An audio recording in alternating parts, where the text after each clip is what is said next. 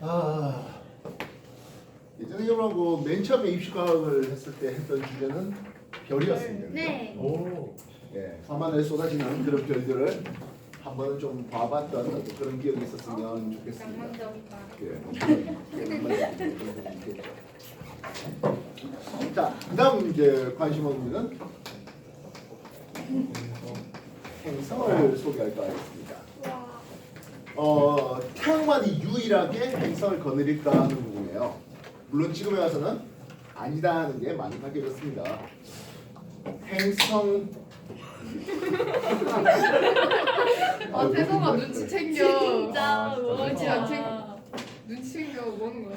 행성 자체가 있습니까에 대한 정보와 또한 그 행성에는 생명이 살고 있을까요에 대한 정보, 그리고 좀 고등한 생물이 살고 있을까에 대한 어떤 내용을 좀 확정해야 될 것 같습니다. 이제 행성이 있을까요 했는데 행성을 직접 볼 수 있을까요? 우리가 일반적인 별들은 스스로 빛을 방출합니다. 그래서 망원경을 통해서 볼 수 있죠. 근데 행성은 스스로 빛을 방출하지 못해요. 그래서 항성의 빛을 반사합니다. 그래서 행성 자체가 존재하는지는 간접적인 방법과 직접적인 방법으로 구분해 볼 수 있는데요. 직접 보겠다는 것은 말 그대로 행성을 직접 보겠다는 거예요. 뭘 통해서? 망원경을 통해서요. 근데 쉽게 볼 수 있을까요? 외계에서 태양을 쫙 바라봅니다. 그럼 옆에 있는 수성, 금성, 지구, 화성, 목성, 토성 이런 게 보일까요? 이야. 잘 안 안 보여요. 보이죠. 빛이 너무 약해서 그렇죠. 네, 알겠습니까? 근데 직접적으로 보려면은 방법이 없지 않은 있을 것 같습니다. 우리가 태양의 대기를 직접 볼 수 있는 경우는 딱 하나인 것 같습니다. 어떤 경우죠? 일시. 그렇죠. 계기일식입니다. 2035년 얼마 안 남았습니다 이제. 2035년 나 비행기 준비해 놓을. 그래서 나랑 같이 그죠. 오기로 했잖아. 평양에서 평창 있는 이쪽 라인에서 계기일식이 일어납니다. 2035년. 그때가 살아있을지 모르겠습니다만은. 당연히 살아계시죠. 간디가 그때까지 견디될지 모르겠어요. 어젯밤에도 아, 네. 지도 마시면서. 자꾸 이런 얘기하면 상공처럼 돼요. 상공에서 어제 술 얘기하다가 그냥 시간 다 갔어. 쟤 진짜 먹거리 맨날 먹어. 예. 살이라니. 자, 그때 태양의 대기는 굉장히 중요한 얘기들을 많이 담고 있습니다. 그지? 그래서 태양의 대기를 항상 우리가 관찰을 해야 되는데요. 그렇다면 항상 대기일식 걸리는 만무하잖아요. 태양의 대기를 계속 관찰하는 코로나스코프라는 망원경이 있어요. 태양 앞에 말 그대로 그림자를 지게 해놓으면 달처럼 그림자를 지게 해놓으면 태양의 대기만 보는 그런 관측 카메라가 있습니다. 코로나스코프라는 게 있습니다. 그래서 직접적인 방법은 어떻게 합니까 하네요. 별, 스타가 있겠죠. 그 주변에 뭐가 있다고? 팬이 항성이 돌 거예요. 근데 망원경 앞에 뭘 놔둔다? 이 항성의 빛을 가리고 그림자를 하나 준비해 보겠다는 거예요. 그러면 행성빛을 지구에서 볼 수가 있거든 하는 이런 행동입니다. 쉽지는 않겠죠. 예. 상대적으로 가까이 있는 뭐 그런 별들에 대해서 이게 적용될 수가 있겠습니다. 그래서 직접적인 방법은 신경 쓰지 마시고요. 어떤 방법으로 행성이 있는지 간접적인 방법을 택해야 될 것 같습니다. 간접적인 방법은 전통적으로 제일 처음에 했던 것은 행성이 항성 주위를 돌면 이 항성도 좀 흔들릴 거다라는 생각을 했는 거죠. 그걸 도플러 효과 또는 시선 속도 효과라는 이름을 씁니다. 그럼 내가 탁구공을 하나 들고 이렇게 흔들면 내 몸이 흔들릴까요? 아니요. 그렇게 흔들리지는 않을 것 같습니다. 볼링공을 들고 하면은 좀 많이 흔들릴 것 같습니다. 투포한 그 해머 던지기라는 올림픽 종목 아십니까? 네. 무거운 추가 있는데 그걸 이렇게 붕붕 돌립니다. 그거 돌리다 실수로 머리 맞으면 그거 사고 나는 과정에서 보면은 내가 이걸 돌리는데 뻣뻣하게 선 상태로 돌리지는 않습니다. 좀 이렇게 기울은 상태로 돌아요. 그래서 무게 중심, 내 몸과 추와의 무게 중심을 기준으로 회전을 하게 됩니다. 그래서 외부에 항상 스타가 있다면 이 무게 중심에 대해서 행성 플래닛이 있겠고, 행성이 이렇게 공전하면 항성은 이렇게 공전할 거다라는 거예요. 서로 반대 방향으로 무게 중심으로 무게 중심을 통해서 말입니다. 물론 이 무게 중심은 대부분 별 안에 있습니다. 별의 중심에서 약간 빛게 나가 있는. 이랬어? 그렇게 해서 얘가 이렇게 돌 동안 얘도 이런 식으로 돌아가는. 근데 얘를 직접 보는 건 아니고 뭘 본다고요? 중심별을 보는 거예요. 그래서 지구에서 볼 때, 지구에서 바라볼 때 행성이 지구에서 멀어지면 항성은 다가오는, 별빛이 다가오면 청색편이라 합니다. 판이 좀 더 짧아진단 말입니다. 그렇다면 행성이 이쪽에 다가오면 항성은 멀어지겠죠? 적색편이라 합니다. 그래서 어떤 별을 보는데 시선 속도라 해서 시선 속도와 플러스 시선 속도 플러스라는 것은 멀어지는 적색편을 얘기합니다. 마이너스는 다가오는 청색편이에요. 플러스라는 것은 적색편이 별이 멀어지는 이게 적색편이 되는 상황이고요. 별이 다가오면 청색편이 마이너스 이렇게 됩니다. 그래서 이게 이런 사이클을 그려낼 수가 있다면 하겠네요. 적색편의 최대치에서 적색편의 최대치 한 바퀴 돌아오는 거죠. 네. 즉 공통 질량 중심, 무게 중심 통해서 한 바퀴 도는데 걸린 시간, 이게 행성의 공전 주기. 뭐 어차피 행성이 도는 주기다. 똑같죠? 이해했어? 네. 문제는 이런 행성은 어떤 조건일까요? 하는 부분이에요. 아까 내가 타공을 돌릴 때 내 몸이 그렇게 흔들릴 것 같지는 않다 했죠. 볼링공을 들고 돌리면 아무래도 좀 많이 흔들릴 겁니다. 해머 던지게 하면 그는 훨씬 더 많이 흔들릴 겁니다. 그렇듯 뭘 돌릴 수 있다면 별을 흔들게 하려면 행성의 질량이 커야 합니다. 아직 우리가 행성에 대한 여러 가지 데이터는 태양계에 있는 행성밖에 없어요. 태양계에 있는 행성이라 봐야 기껏 지구 행성과 목성 행성으로 구분될 수밖에 없겠고요. 질량이 큰 중심별을 흔들 정도로 질량이 크면 지구 행성, 암석 행성일까요? 아니면 가스 행성, 목성 행성일까요? 네, 가스 행성, 목성 행성일 확률이 높아요. 아까 말했지만 이 행성을 찾겠다라고 하는 것은 행성 자체가 있습니까에 대한 먼저 근원적인 질문에서부터 시작을 했습니다. 혹시 행성이란 게 중심별을 돌고 있는 행성이란 게 태양에만 있을까에 대한 의구심부터 시작했죠. 물론 이제 지금에 와서는 거의 대부분의 별에는 행성이 있다라는 결론에 이르게 됩니다. 그럼 그 다음에는 뭐가 필요할까요? 행성 자체가 있습니까에 대해서 그 다음 단계는 생명이 살고 있을 행성을 찾아야 될 것 같습니다. 생명이 살 행성. 그래서 행성 자체의 존재에 대해서는 그래서 도플레어과 실선 속도 외에도 두 번째 식현상과 세 번째 미세 중력 렌즈 현상으로 구분된대요. 그럼 생명이 살 수 있는 행성을 찾는데 이런 질량이 큰 가스형 행성에는 생명이 살 수 있을까요? 하는 부분이에요.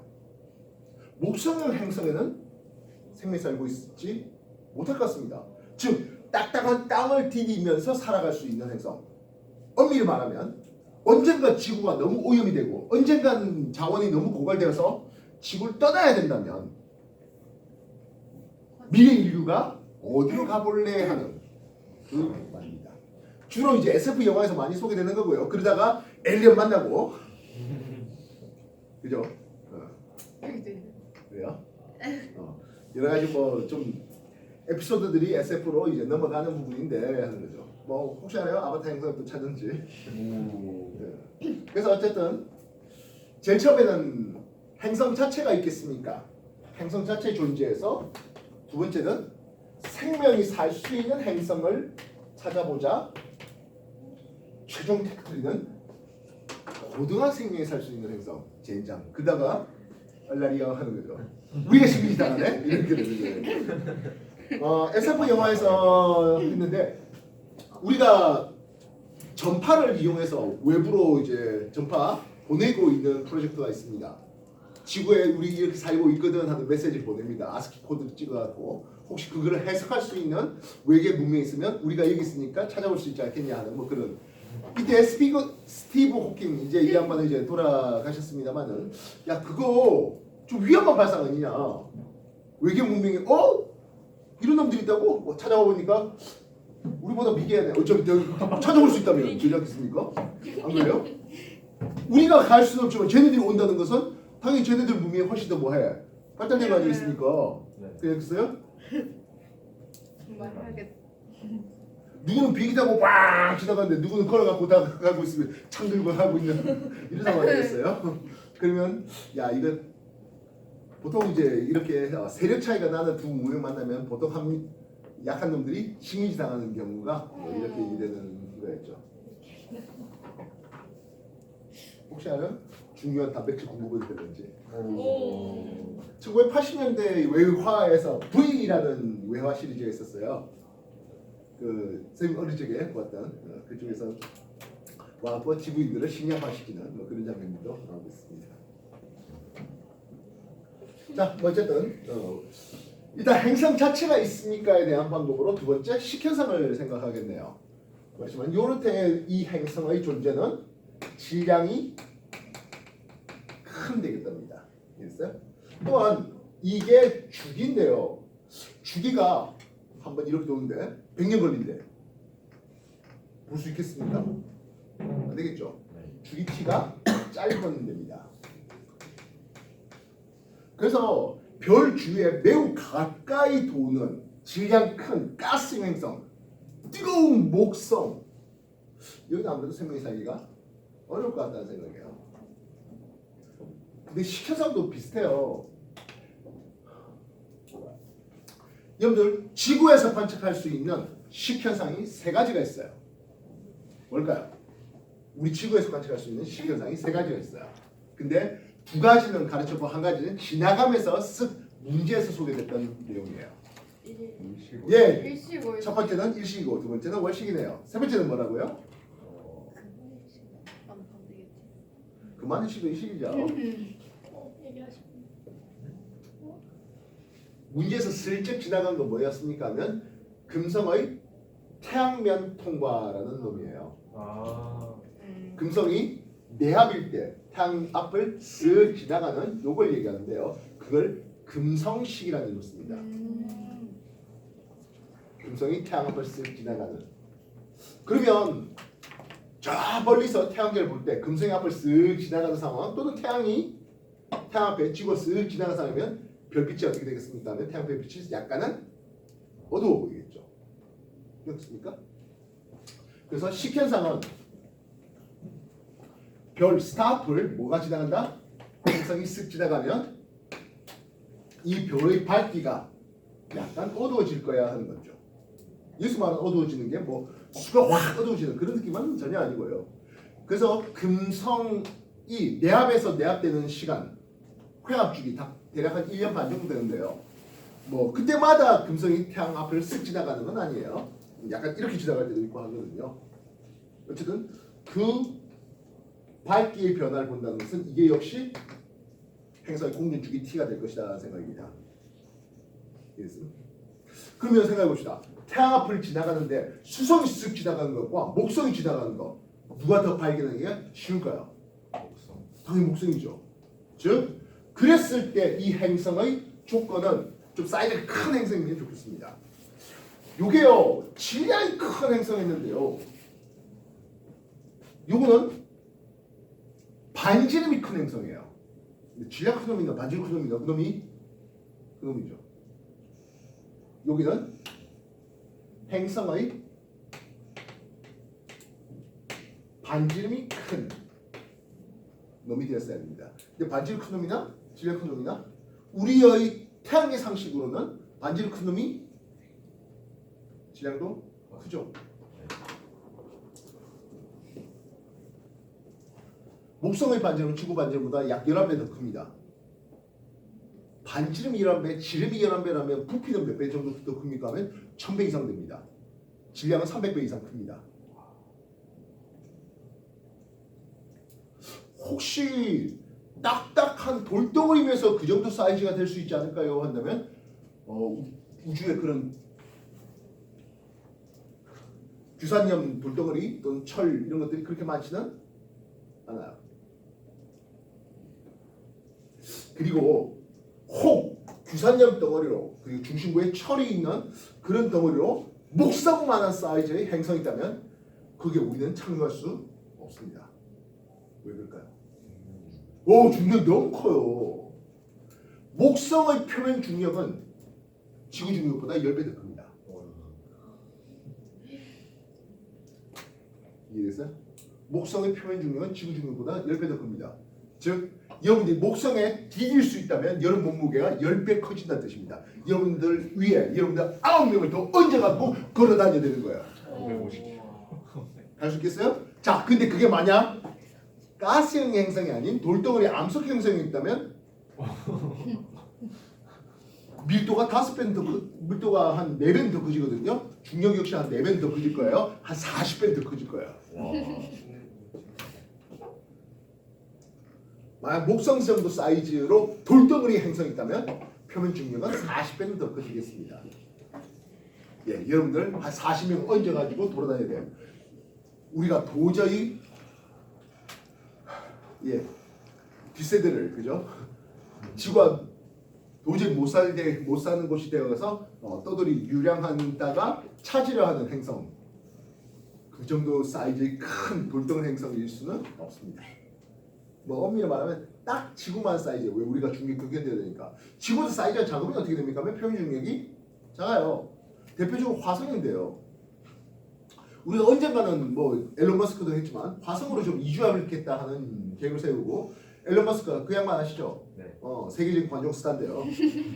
그 사람이 5명을 모집했어요. 한 2013년 정도에 화성에 보내줄게. 편도로. 되돌아올 기술은 아직 우리가 없거든. 그래서 버리는 거잖아. 예, 화성에 가서 문 열고 죽으라라는 그런데 전 세계에서 한 40만 명 이상이 지원했어요. 삶이 많이 힘든가 보다. 예, 뭐 그럴 수도 있고. 어쨌든 최초의 그죠? 최초의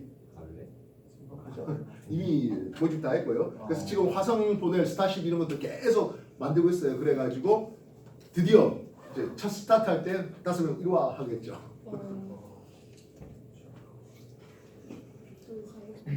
자, 근데 화성의 표면 중력 얼마 정도 될 것 같습니까? 살짝 작을까요? 약 3분의 1밖에 안 됩니다. 화성의 표면 중력은 지구 중력의 3분의 1입니다. 그럼 반대로 생각해 볼까요? 화성에서 사람이 태어나가지고 거기서 살아오다가 수학여행을 지구로 왔다. 부자다. 예, 어떻게 된다고? 그제까지 그 중력에 익숙했던 사람이 지구에 발을 딛는 순간 2배 더 무거워요. 체중 50kg이면 100kg짜리 가방을 메고 돌아다녀야 되는 거예요. 쉬울까요? 어렵겠죠. 말하지만 이런 SF적인 상상력을 발휘해서 또 영화 시리즈 있어요. 화성에서 사람이 태어나가지고 지구로 오는. 그래서 무게가 너무 커지다 보니까 그래서 미리 뼈에다가 탄소 나노튜브 그거 이식해가지고 더 준비를 했는데도 불구하고 지구 중력에 의해서 너무 짜부되니까 굉장히 힘들어하는 뭐 그런 장면들의 영화도 있습니다. 텔레비전 다 보고 살죠 내가. 예, 게임을 안 하다 보니까 뭐 그런 영화 볼 시간도 있고 그런가 봐요. 자, 그래서 식현상이라는 것은 태양을 쓱 지나가는데요. 이거 역시 반지름이 큰 것은 결국 질량도 역시 큰 될 것 같습니다. 그럼 이 주기는 길어야 될까요? 이것이 주기는 짧아요. 공주 주기도 역시 짧아요.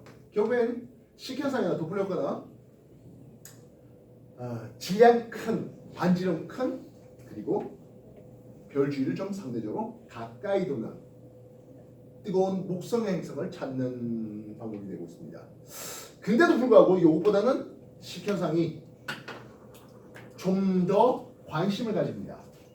실제로 도플러 효과는요, 이렇게 돌아도 돼요. 여러분 시선방에 대해서 이렇게 돌아도 별이 이렇게 진동하면서 도플러 효과를 통해서 행성의 존재를 알아요. 근데 식현상은요, 딱 이 앞을 지나가야 돼요. 이렇게 되면 식현상 보인다고? 못 봐요. 딱 앞을 지나가야 돼요. 굉장히 특수한 케이스가 되어야 되겠죠. 행성이 별 앞을 쓱 여러분들 시선방에, 지구의 시선방에 있어야 되니까요. 쉽지 않은 일이에요. 근데도 불구하고 이게 굉장히 관심을 가지는 프로젝트예요.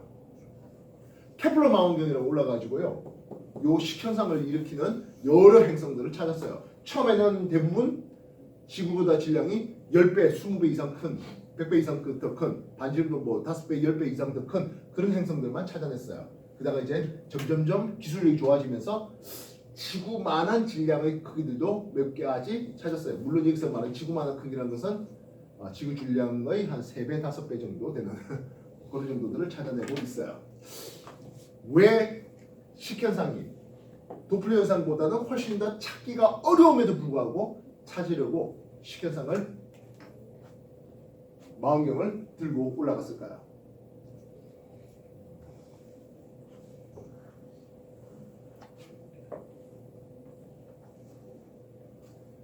빛이라는 건 말입니다. 빛이라는 건 굉장히 다양한 정보를 담고 있어요. 별 앞을 항상 쓱 지나가.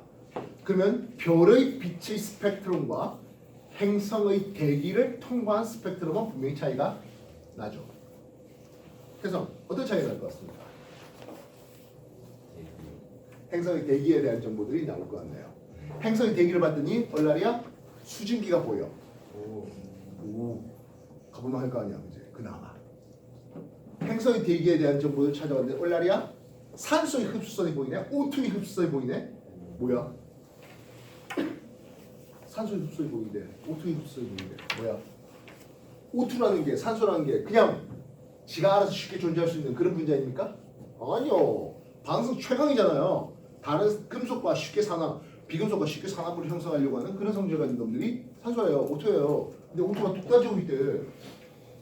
아마도 어떤 과정을 통해서 광합성을 해서 그렇게 나올 수 있지 않을까 하는. 물론 이제 물이 자동 열분을 통해서 O2를 만들어내는 경우도 없잖아 있습니다만은, 혹시 물이 있는 행성이 아닐까? 원래 이거 광합성 생명이, 그렇다면 우리가 가서 산소호흡을 마스크 쓰고 살아야 되는 그런 상황이 아니라 직접 산소호흡을 해서 할 수 있는 그런 행성일 수도 있지 않을까? 그죠? 여러 가지 행성의 대기에 대한 여러 가지 정보들을 얻어낼 수 있는 방법이 되기 때문에 도플러 효과는 그냥 행성이 있다 정도 수준이지. 식현상은 행성의 대기가 있다면 그 대기를 통과한 빛을 통해서 대기 성분에 대한 조사가 일어날 수 있고, 그리고 아까 말했다시피 O2가 있다면 그냥 자연 발생적으로 O2가 있는 경우보다는 광합성 생명체가 있지 않을까 하는 생각. 그렇다면 우리가 정말 먼 훗날 이주해야 될 대상으로 삼을 수 있는 그런 행성일 수 있지 않을까 하는 생각인 거죠. 이해했어? 뭐 미세증명인계는 뭐 별로 지금 당장 중요한 거 아니니까 식현상에 대해서 훨씬 더 소개하겠고, 식현상을 일으키는 것을 지상에서 발견하는 것보다 아무래도 지구 바깥에 그런 탐사 망원경, 우주 망원경을 통해서 확인하면 좀 더 좋을 것 같다는 생각에, 그래서 케플러 우주 망원경에 올라가서 측정했다, 발견했다, 뭐 이런 내용들 소개하고 있습니다. 입시과학의 어떤 특성상 여러분한테 여러 가지 건덕지를 던져주는 과정이고, 케플러 우주 망원경이 무슨 짓을 했는지 한 번 더 관심 가져주면 좋겠습니다. 그래서 뭐 당장에 우리가 그쪽으로 갈 수는 없으니까, 그래서 나는 한국서도 케플러 우주 망원경 같은 그런 외계 행성 탐사에 대한 망원경 개발하는데 좀 관심 가지겠다. 나 저 포항대 가서 나중에 MIT나 나사 가겠다. 그런 포부를 가지고 자소서 쓰고 그게 돼서 뭐 직접 우주 비행사가 되기는 좀 힘들지만 그럼 뭐 만드는 데 있어서 내가 한번 일조해 보겠다. 그럴 수도 있지 않겠습니까? 이번에 유클리드 망원경인가 올라간 것 같은데요. 혹시 들어본 적이 있을까요? 걔네들은 암흑 물질, 여러분 암흑 물질은 들어본 적이 있다 없다? 암흑 물질의 어떤 존재에 대한 것들을 확인해 보려고 올라간 것들입니다. 그래서 여러 가지 그런 이슈들에 대해서 그것들이 있었으면 하는 어떤 그랬을 때 측정 방법을 고안해내고 그 측정 방법에 대해서 기계를 만들고 또 쏘아 올리고 뭐 이런 것들 저번에 입자가속기 얘기한 적이 있었을 텐데요, 그죠? 그런 것들도 마찬가지예요. 그리고 중력파의 어떤 검출 방법을 연구하고 그거를 실제로 만들 수 있게 그런 것도 고안하고 설계하고 시공하고 그런 것들에 여러 학자들이 관여하겠죠. 알겠습니까? 그게 내가 한번 일조하겠다 하면서 자수 쓰고 그에 대해서 연구하는 방법에 대한 좀 관심을 가지고 지금 계속 연구하고 있다. 이런 것도 쓰고 그런 데 좀 됐으면 좋겠다는 뜻에서 지금 입시 과학 연구하면서 여러 화두를 던지고 있습니다. 그 던져진 화두들 중에서 여러분들이 좀 이거 괜찮겠는데 하는 거 있으면 그런 것들을 좀 한번 더 참고해서 확장해 보시라고요. 이것만 적는 건 별로 중요한 건 아니라 했습니다. 알겠습니까? 한 1분만 숨 좀 돌렸다 합시다. 잠 오는 사람들 가서 좀 쉬고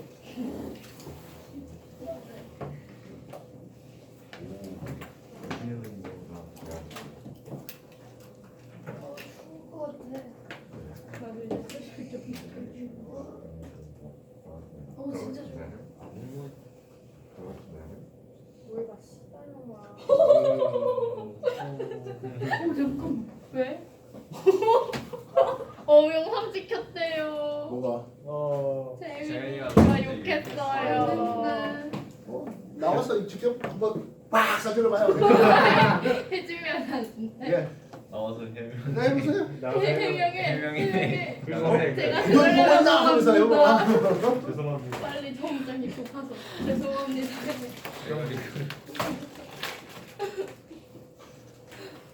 범위가 있어요. 어차피 여기 뭐 해봐야 누가 안 보잖아요. 조금 이따가 영상 올라오면 한옥 넣어야 되겠다. 진짜 내가 어제 왜 이렇게 늦게 잤을까?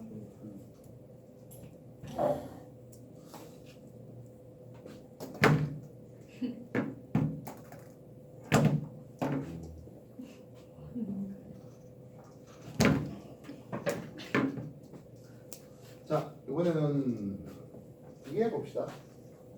행성 자체가 있습니까에 대한 처음의 연구에서는 지금의 이르러서는 그래 대부분 행성은 대부분의 항성은 어쨌든 못해도 한두 개 이상의 행성을 거느린다라는 이제 지금의 작품의 어떤 결과를 가지고 있습니다. 근데 아까 보다시피 발견되어 있는 행성들은 대체로 가스형 행성들이 많습니다. 그리고 발견되는 것들을 보면 대부분 별 주위를 가깝게 공전하는 것들이 많습니다. 우리가 착륙해서 살아갈 만한 그런 상황은 아니거든요. 그리고 우리가 흔히 알만한 어떤 생명체가 살만한 그런 또 환경도 아닐 것 같다는 생각이 듭니다. 가스형 행성에는 아무래도 뭐 발 디디고 살만한 그런 것들도 없고 그리고 뭐 지구 입장에서 볼 때는 처음에 물속에서 이제 생명이 탄생했을 건데 가스형 행성의 그 안쪽에 뭐 물로 차 있을지 그에 대한 어떤 의구심도 있고요. 그래서 생명체가 살만한 행성, 다시 말하면 딱딱한 암석형 행성에 뭐 바다도 있고 대기도 있고 뭐 그리고 자기장도 있고 뭐 그런 상황이 벌어졌으면 하는 거죠. 생명체가 살려면 뭐가 필요할까요 하는데요. 생명체를 구성할 때 가장 중요한 건 아무래도 물일 것 같네요. 이 물은 고체, 액체, 기체 중에 누가 필요할까요? 액체 상태의 물이 되겠죠. 그리고 탄소 베이스의 유기물 말입니다. 액체 상태의 물이 왜 중요할 것 같습니까? 물론 우리는 지구상에 사는 모든 생명체들은 일단 물 베이스였습니다. 그죠? 물이 없이 살아갈 만한 생명체는 없죠. 뭐 바이러스는 조금 약간 예외 둔다 하더라도. 그래서 일부 사람들은 야 꼭 물이 필요 있냐? 메탄올 베이스 또는 에탄올 베이스의 생명체가 있어도 되는 거 아니냐 하겠습니다만 물보다는 좀 못한 성질들이 걔네들이 좀 많죠. 물 분자 하나는 최대 몇 개의 수소기압이 가능합니까? 예. 이 사람들은 특성한테 또 시험만 배웠나? 3개요? 물 분자 하나는 최대 맥스 수소기압의 개수. 2개 틀렸어요. 3개 틀렸어요. 다음에 얘기하십시오. 예, 4개입니다. 너무한 거 아니니? 물이 이렇게 해서 다른 물 분자하고 이렇게 수소결 하잖아요. 그럼 여기도 마찬가지 비공유 전자쌍을 통해서 다른 놈 이렇게 수소결을 토탈 4개까지 할 수 있습니다. 그렇게 모든 물 분자가 4개 수소결을 막 다 해놓으면 그때는 고체 얼음이 됩니다. 그리고 일부 수소결이 끊어지면 액체 물이 되겠고요. 모든 수소결이 다 끊어졌다고요? 수증기가 되겠군요. 그러면 에탄올, 메탄올 같은 알코올류는 최대 수소결의 개수가 2개밖에 안 됩니다. 3개일까? 뭐 어쨌든 그렇네요. 그래서 물은 이 수소결합력 때문에 굉장히 중요한 특징을 가집니다. 일단 먼저 수소결합력 때문에 나타나는 가장 중요한 특징. 얼음의 밀도가 물의 밀도보다 작습니다. 이게 굉장히 중요한 특징이에요. 아까 생명체가 살아간다라고 했었을 때, 그지? 첫 생명체가 육지에서 탄생하기는 좀 쉽지는 않을 것 같습니다. 물속에서 탄생했을 거라 봅니다. 물속에서 생명체가 탄생했을 때 물이 얼었는데 만약에 얼음의 밀도가 더 커버리면 어떻습니까 하네요. 밑바닥부터 얼 거 아니겠어요. 밑바닥부터 얼어 나가다 보면 결국엔 생명체가 물 바깥에 노출되겠죠. 죽으라는 얘기죠. 안 그래요? 반면 다른 물질과 달리 물은 그 수소결합을 통해서 표면부터 얼었습니다. 그럼 아래쪽에 수중 생태계가 그대로 남아있잖아요. 살아갈 수 있는 환경이 만드시죠. 게다가 이 얼음이 일종의 단열층을 하다 보니까 아래쪽에 얼음이 전체적으로 다 얼는 것을 막아주고 있는 그런 것들입니다. 그래서 화성에 생명체가 있으니까에 대해서 과거에는 있을 수 있었으나 지금은 없다라는 결론을 내게 됩니다. 이건 생명과학 1에서 생명의 특징하면서 화성 탐사선 바이킹호가 어쩌고저쩌고 했던 거 우택쌤하고 아마 공부가 됐을 거라 보는데요. 실험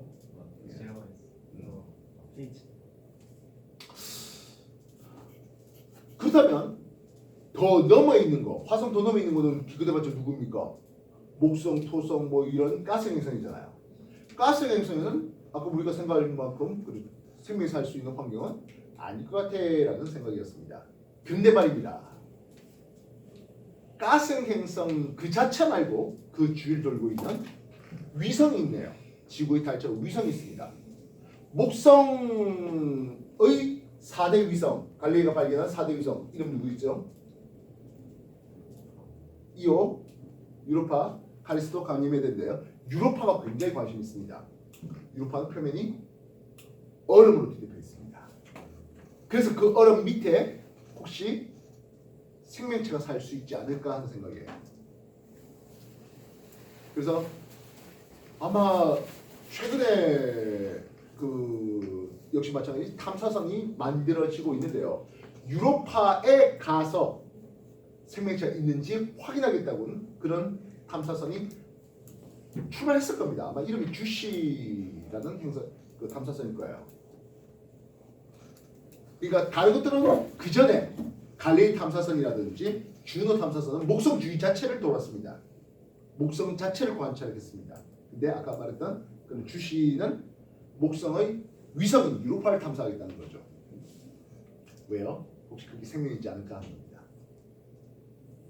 토성의 위성인 타이탄은 CH4 메테인이라든지 C2H6 에테인의 그런 대기 성분 그리고 액체 바다 성분을 유기물을 가지고 있습니다.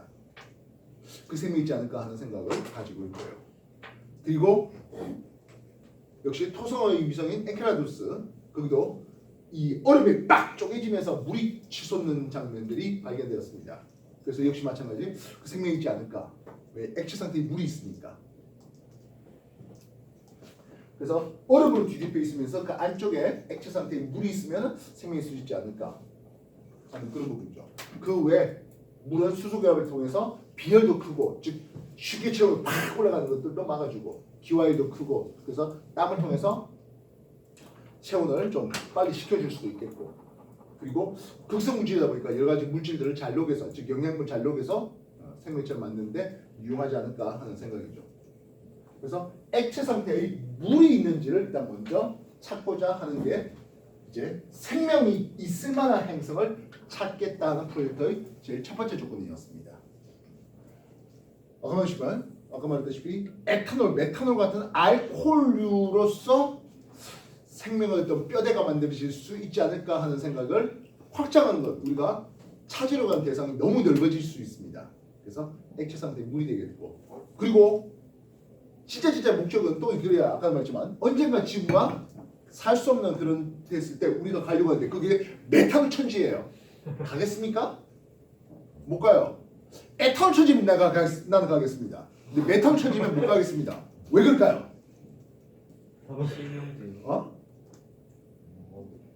에탄올 바다가 빡 펼쳐진 행성이면 나 갈래요. 근데 메탄올 바다가 펼쳐진 행성은 나 못 가겠습니다. 왜 그럴까요? 그렇죠. 에탄올을 내가 먹어가지고 내가 말다다하게 취했다가 조금 두통좀 있지만 어쨌든 아세트산으로 내가 대사를 하면 됩니다. 문제는 메탄올이에요. 메탄올은 내 몸에 들어왔을 때 폼알데하이드 되는데 1급 발암물질인데요.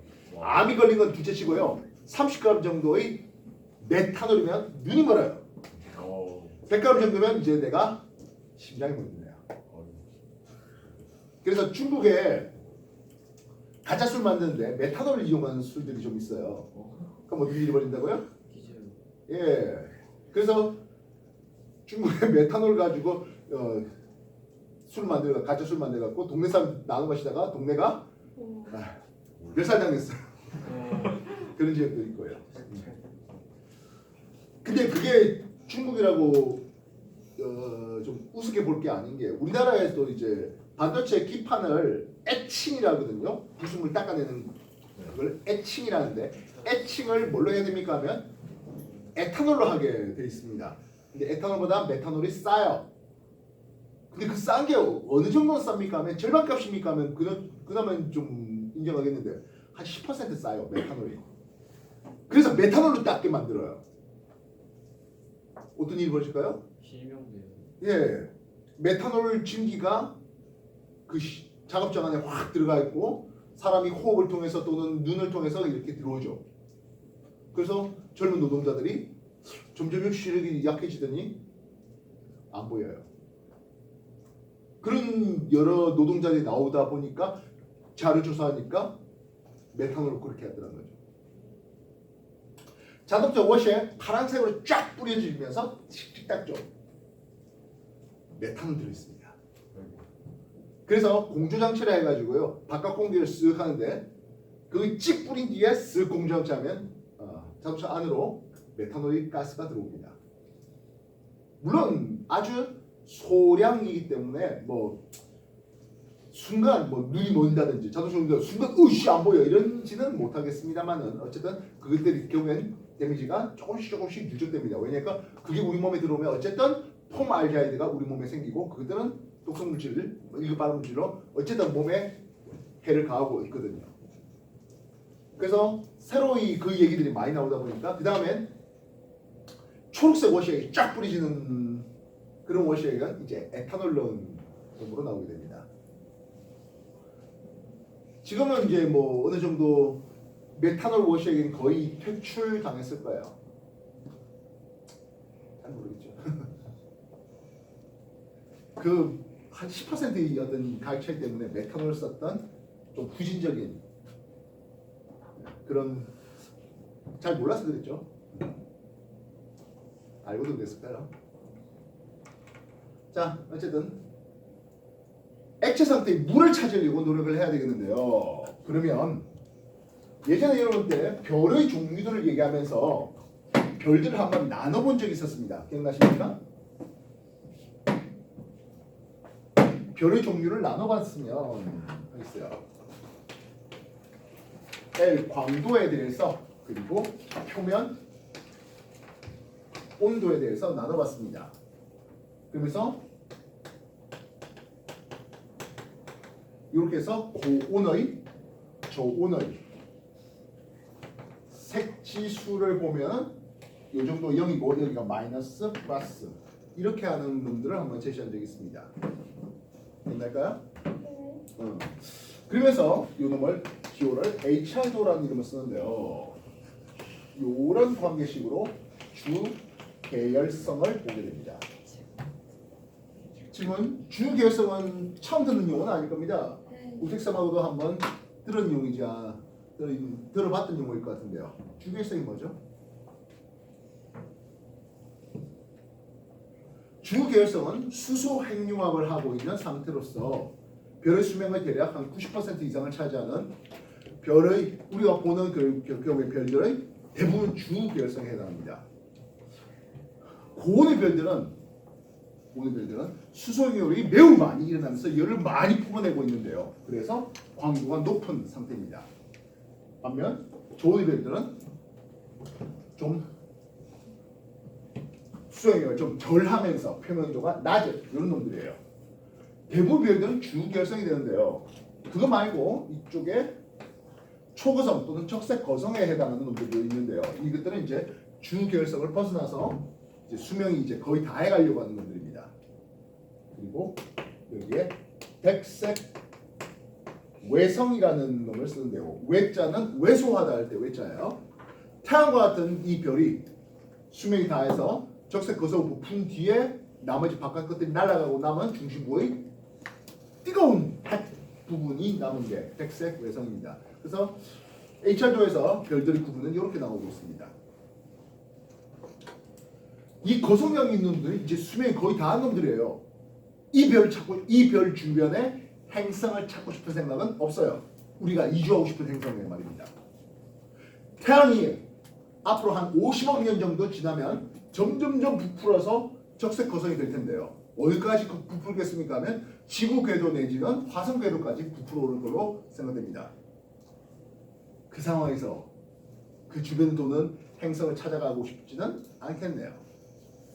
다시 말하면 우리가 관심 있는 행성이 돌려면 주 계열성 주변을 도는 행성을 찾고자 합니다. 수명이 빵빵한 아직 수명이 남아있는 청년의 또는 중년의 주 계열성 주변을 돌고 있는 행성을 찾고자 합니다. 결국에 누굴 찾고 싶습니까 하면 태양은 G타입이에요.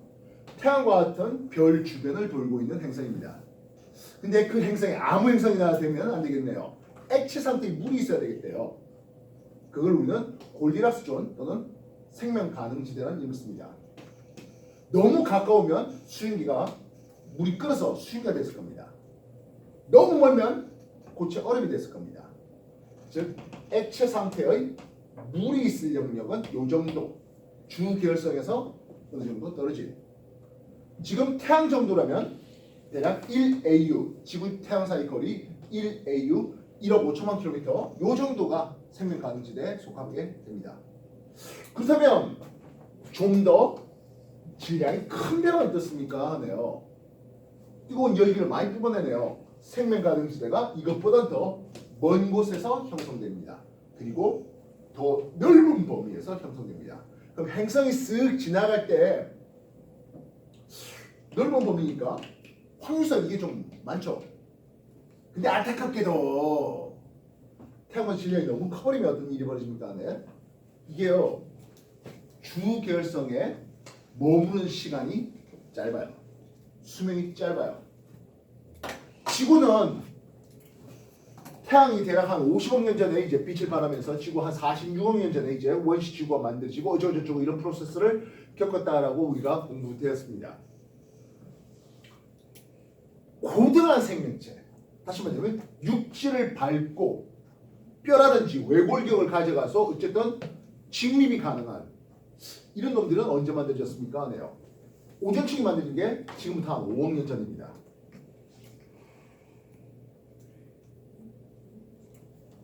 육지에 올라간 게 5억 년 정도밖에 안 되었습니다.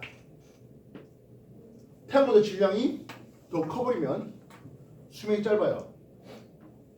태양보다 질량 한 10배쯤 되면 수명은 한 2억 년, 3억 년 정도밖에 안 돼요. 이제 갓 생명체가 만들어지려고 하는 단세포의 원핵 생물 이런 것들 만들어지려고 하는 판에 수명 끝 해버리죠. 그럼 뭐 못하죠. 아 그럼 태양보다 질량이 작은 별은 어떻습니까? 네요. 생명 가능지의 폭이 너무 좁죠. 근데 딱 맞춰서 도는 행성이 있다면 야 이거 괜찮겠네요. 태양보다 질량이 10분의 1로 작으면요 수명은 한 1조 년 정도 생각해요. 제 인자 우주나이가 지금 137억 년 했었거든데 1조 년에서 뭐 고도한 생명체가 뭐 있는 대로 없는 대로 진화할 시간을 다 줄 것 같습니다. 근데 말입니다. 그저께 동주기 자전이라는 걸 공부해 본 적이 있다. 그지? 동주기 자전 뭐예요? 지구하고 달 기존이 너무 강해서 달이 공전주기와 자전주기가 서로 같아진. 그래서 우리는 달을 한쪽 면만 볼 수 있는, 달의 뒤쪽 면 볼 수가 없는